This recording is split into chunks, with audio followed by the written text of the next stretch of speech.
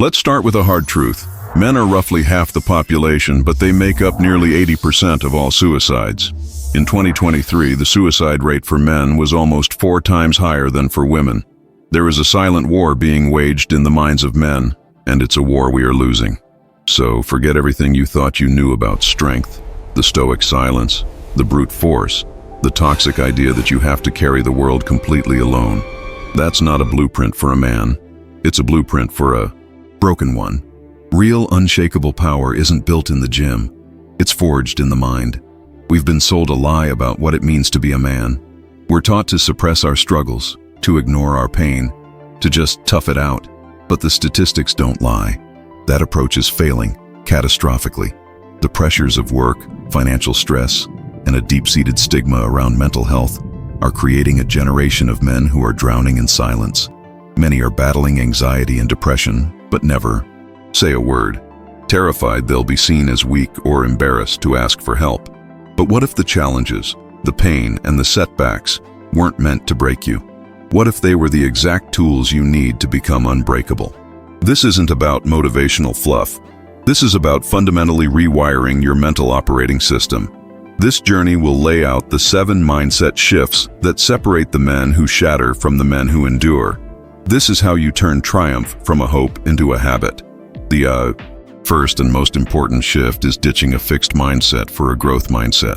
A fixed mindset tells you that your intelligence, your talents, and your character are set in stone. You've got what you've got, and that's it. So when you fail, a fixed mindset screams, "I'm a failure." A growth mindset whispers, "I failed, now I learn." Think about it. Studies show that when we praise kids for being smart, we accidentally make them fragile.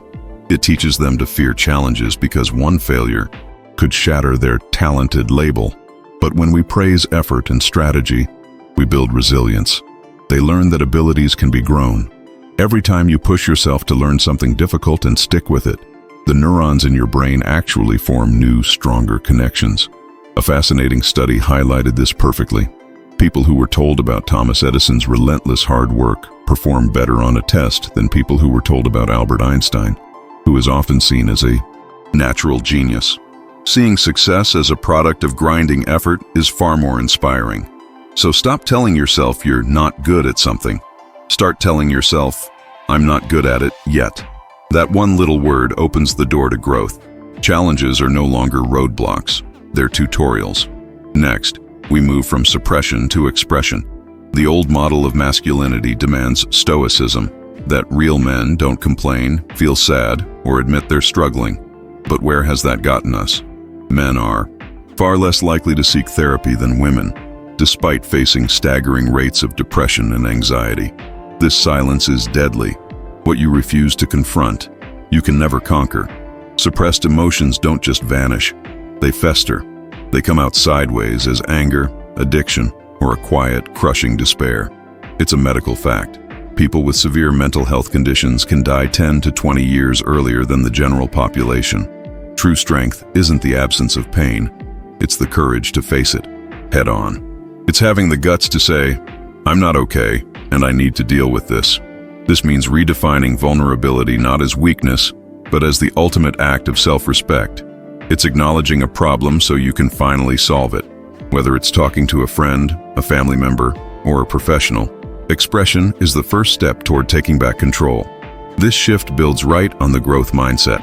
It's the ability to not just tolerate failure, but to welcome it as a teacher. Anyone can feel strong when things are easy. The unbreakable man is forged when everything is falling apart. He sees a setback not as a dead end, but as a strategic course correction. Every time you fail, you get data. You learn what doesn't work. You find your weaknesses. You discover the holes in your game plan. The man with a fixed mindset gets laid off and sees it as proof he's worthless. The man with an opportunity mindset sees it as a chance to reevaluate his career, learn a new skill, or finally, start that business he's been dreaming about. This isn't toxic positivity or pretending that loss doesn't sting. It does.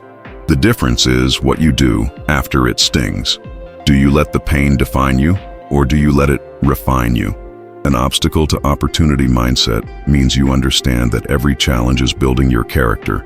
Just like every workout builds your body, life stops being a series of things that happen to you and becomes a training ground designed for you. If you remember nothing else from this, remember this: the lone wolf dies. We've spent decades glorifying the rugged individualist, the man who needs no one. This is one of the most dangerous myths of our time. The science is crystal clear. Loneliness is a killer. The World Health Organization has stated its health impact is comparable to smoking 15 cigarettes a day. Let that sink in. Chronic loneliness is linked to a much higher risk of stroke, heart disease, dementia, and cognitive decline. It can increase your risk of premature death from all causes. And yet, men are lonelier than ever. One survey found that 15% of men say they have no close friends at all, a five-fold increase from just a few decades ago. We're taught that needing someone is a sign of weakness, which makes forming deep connections almost impossible. This shift demands that you intentionally fight back against isolation. Prioritize your relationships. Have the courage to be the one who reaches out, who organizes the get-together, who checks in on a friend. Building a tribe, a brotherhood, a support network, that isn't weakness. It is your single greatest survival strategy. If this is hitting home for you, if you're tired of the old broken model of manhood, then subscribe and join a community of men who are committed to building something better. We're all in this together. The fifth shift is to stop being a passive consumer and start being an active creator of your own growth. We live in an age of infinite information. You can watch videos, listen to podcasts, and scroll through articles all day and feel like you're improving. But consumption is not transformation. An unbreakable man doesn't just gather information, he applies it. This is about active learning. Don't just read books on philosophy or psychology to collect facts. Read them to find mental models you can use to navigate your life. Don't just journal your thoughts. Use it as a tool for self-reflection and gaining clarity. To make this shift, you have to move from knowing the path to walking the path. After you read a chapter, stop and write down one way to apply one idea to your life today. After you have a realization, create a small, actionable goal around it. Real knowledge is embodied.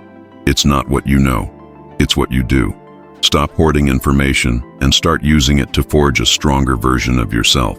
Your mind and body are not separate. They're a deeply connected system. You can't build an unbreakable mind in a broken body. This shift is about seeing your daily habits not as chores, but as the foundation for your mental and emotional resilience. Think about it logically. Consistent sleep, clean nutrition, and daily exercise aren't just healthy tips. They are scientifically backed strategies to regulate your mood, stabilize your energy, and crush anxiety. Regular physical activity releases endorphins and lowers the risk of depression. Good food and sleep are non-negotiable for emotional regulation. A man who is undisciplined with his body, eating junk, sleeping erratically, living a sedentary life, is actively sabotaging his own mind. This shift is about treating your physical health with the same seriousness you give your career. Your workouts, your meals, and your sleep aren't afterthoughts. They are the disciplined practice that builds the energy and focus required to win the day. The final and most powerful shift is moving from seeking external validation to building internal sovereignty. From a young age, we're trained to chase approval. Good grades for our parents, respect from our peers, a promotion from our boss. We build our self-worth on the shifting sands of other people's opinions. This is a recipe for lifelong anxiety. Internal sovereignty is the ultimate source of confidence. It's when your self-worth comes from your own actions, your commitment to your principles, and the promises you keep to yourself. It's about setting your own standard and living by it, whether you get praise or criticism. The man who needs everyone to like him is a prisoner. The man who respects himself is free. This means you define your own success. You celebrate your progress based on your metrics. You get satisfaction from putting in the work, from acting with integrity when no one is watching. This doesn't mean you become arrogant or ignore all feedback. It means you filter that feedback through your own values. You are the ultimate judge of your own character. When your self-worth comes from within, no person or event can ever truly break you. So let's put it all together. Shift from a fixed mindset to a growth mindset, because you are not finished. Shift from suppression to expression, because what you don't confront, you can't conquer. Shift from obstacle to opportunity, because every setback is a lesson in disguise. Shift from isolation to connection, because your tribe is your lifeline. Shift from consumer to creator, because knowledge without action is worthless. Shift from mindless habits to disciplined practice, because your body and mind are one.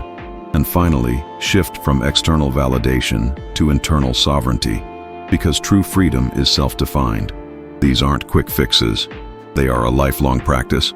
This is the work, the deep internal engineering that forges a man who doesn't just withstand pressure, but becomes stronger because of it. A man who can face any storm, not because he's immune to pain, but because he has learned how to use it as fuel. This is the path to becoming truly unbreakable.